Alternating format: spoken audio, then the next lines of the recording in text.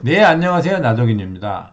오늘은 이제 감기와 코로나19, 감기에 안 걸리는 법, 감기에 좋은 음식, 감기에 걸리면 어떻게 할지 이런 것을 가지고 말씀드리도록 하겠습니다. 감기는 기본적으로 이제 바이러스 감염성 질환이죠. 감기 원인 바이러스는 코로나 바이러스, 리노 바이러스 이렇게 대표적인 것들입니다. 이 코로나 바이러스가 이제 변형해서 생긴 것이 이제 사스, 메르스, 코로나19 이런 것들이고요. 독감이라고 해서 독한 감기다 이렇게 말하는데 이제 우리말로는 그렇죠. 근데 이건 인플루엔자라고 바이러스 종류가 좀 다릅니다. 그러니까 따지고 보면 이 사스나 메르스, 코로나19는 이제 이것들이 사람이 뭐 감기는 통상 죽지 않는데 이것들은 이제 사망률까지 있는 감기치고는 엄청 독한 감기죠. 그러니까 얘네들이 독감이고 따지고 보면 이 인플루엔자는 인플루엔자라고 따로 말을 해야지 옳다 이렇게 말할 수 있겠습니다. 이제 사스서부터 차례대로 가볍게 말씀드리도록 하겠습니다. 사스는 이제 Severe Acute Respiratory Syndrome, 그러니까 중증 급성 호흡기 증후군이다 이런 뜻이고요. 어, 2002년 11월 중국 남부 광동성에서 발생했고요. 세계적으로 한 8,000명 정도 환자가 생겼는데 774명이 죽었습니다. 그리고 아직도 산발적으로 해마다 발생이 되고 있습니다.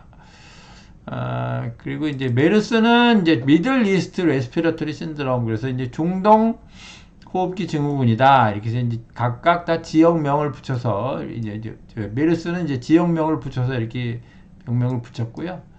그리고 이제 2013년 국제 바이러스 학회에서 이제 바이러스를 분리해서 이건 메르스 코로나 바이러스다 이렇게 이름을 붙였고요. 그래서 2015년도에 국내에는 처음으로 환자가 발생했고요. 186명의 환자가 발생해갖고 38명의 환자가 사망했습니다. 역시 이제 산발적으로 해마다 조금씩 발생하고 있습니다. 그리고 이제 코로나19인데요. 코로나19는 코비드19, 코로나 바이러스 디지즈 19. 그래서 이제 코로나 바이러스 감염병 19다. 이렇게 말을 하고요. 2019년 11월, 그러니까 지금 만 3년이 조금 안 됐는데 중국 후베이성 우한에서 발생했습니다. 그래서 처음에는 우한 바이러스 감염증이라고 했었는데 아무튼 중국이 싫어해서인지 코로나19 감염증으로 바뀌었습니다. 그래서 공식 명칭은 코로나19 감염증이고요. 근데 이제 지금 백신을 맞지 않습니까? 그래서 백신은 뭐냐? 예방주사는 뭐냐 도대체? 왜 맞냐? 뭐 다들 아시죠? 예방주사, 예방하려고 맞는 거죠. 그러니까 이제 백신은 병에 걸리지 않으려고 맞는 거고요. 그런 이제 천연두가 이제 아마 백신의 제일 처음일 거라고 생각이 되는데 그 소젖자는 목동들이 이제 마마에 걸리지 않는 것을 보고 젠너라는 의사가 이제 백신을 발명했다 이런 거고요. 그래서 그 후로 지금은 천연두를 저는 맞았습니다만 천연두 백신을 놓지 않죠. 이제 거의 지구상에서 없어졌어요.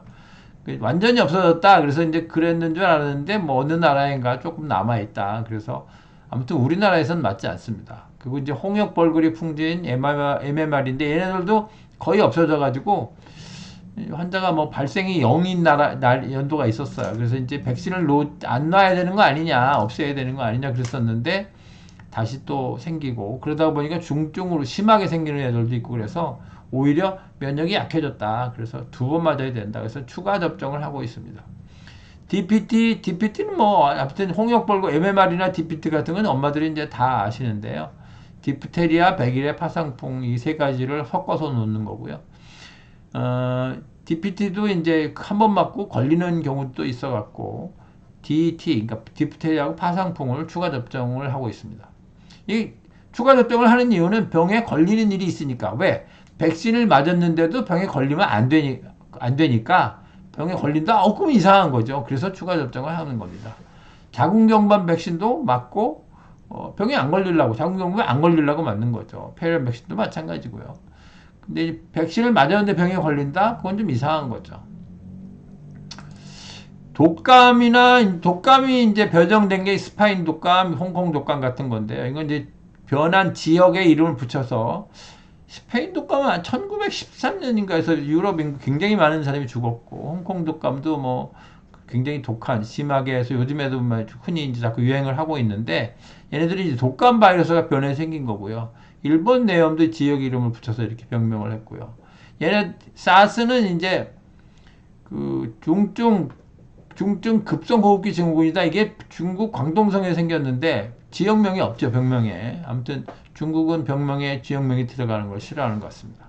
그 메르스는 이제 중동의 지역명이 들었죠. 근데 아무튼 얘네들 바이러스성 질환들은 그런 이제 백신으로 얻어지는 효과가 적어요. 그래서 독감 같은 경우도 뭐 면역 획득률, 그러니까 그걸 막아내는 율이 한 50%에서 75% 정도 된다. 그래서 이제 맞는 사람도 있고 안 맞는 사람도 있고, 저는 뭐 별로 독감 백신을 별로 맞지 않고 지내는데, 이제 그거는 이제 방어 이력이 뭐 그렇지 않다, 이렇게 만족할 만하지 않아, 그래서 안 맞는 거고요. 이건 이제 독감 백신은 이제 사가 백신, 그래서 여러 가지 독감 그걸 섞어서 이제 변이된 거를 다 중요한 걸 이제 섞어서 여러 가지를 놓는 거고요. 그 다음에 일본 내염 백신도 맞죠. 얘네들은 이제 해마다 맞죠. 그러니까 항체를 만드는 율이 적고 잘 없어지기 때문에 해마다 맞습니다. 그 사스하고 메르스도 이제 마찬가지인데 얘네들은 이제 백신 없죠. 백신이 없습니다. 그런데 감기는 왜 백신이 없냐? 사스하고 메르스도 마찬가지지만. 근데 왜 없냐? 그럼 첫째는 이 감기는 일반적인 감기는 치명적이지 않아서 그동안에 감기가 오래됐음에도 불구하고 백신을 만들지 않은 거죠. 왜 안 만들었냐? 사실은 만들기가 어려워서 그렇습니다. 바이러스는 살아있는 세포에서만 생존하는데 그렇기 때문에 백신 만들기가 어렵습니다. 그리고 코로나 바이러스 같은 경우 특히 변이를 많이 해요. 이게 자꾸 독성이나 전염력이나 이런 것들이 자꾸 변하기 때문에 백신을 만들었는데 이미 딴 걸로 바뀌었어. 이제 이런 일이 흔히 있는 거죠. 그러니까 그렇게 심하지도 않고 만들기는 어렵고 그러니까 안 만들었던 거죠.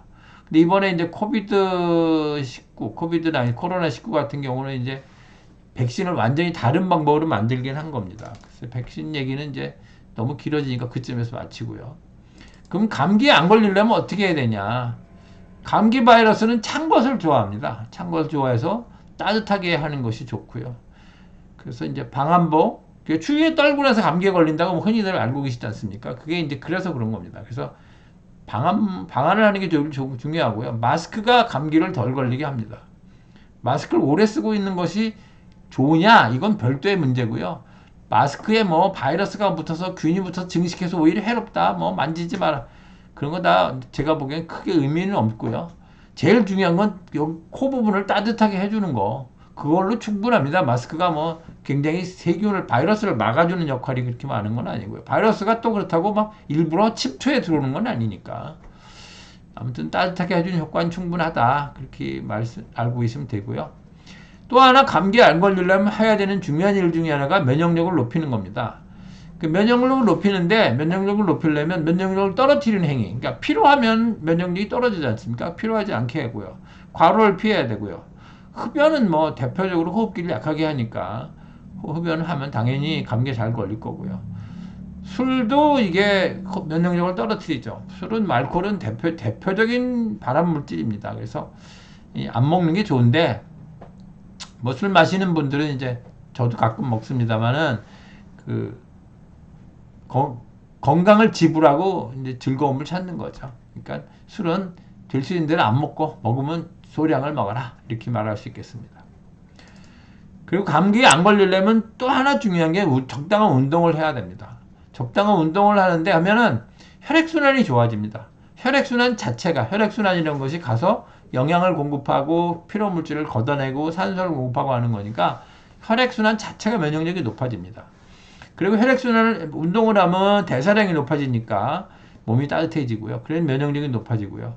생체 활성이라는 말이 좀 애매하긴 한데 여러 가지 대사율이라든가 효소 활성이라든가 여러 가지 합해서 뜻한다고 말할 수 있고요. 아무튼 생체 활성이 높아져서 면역력이 높아진다. 이렇게 말씀드리겠습니다.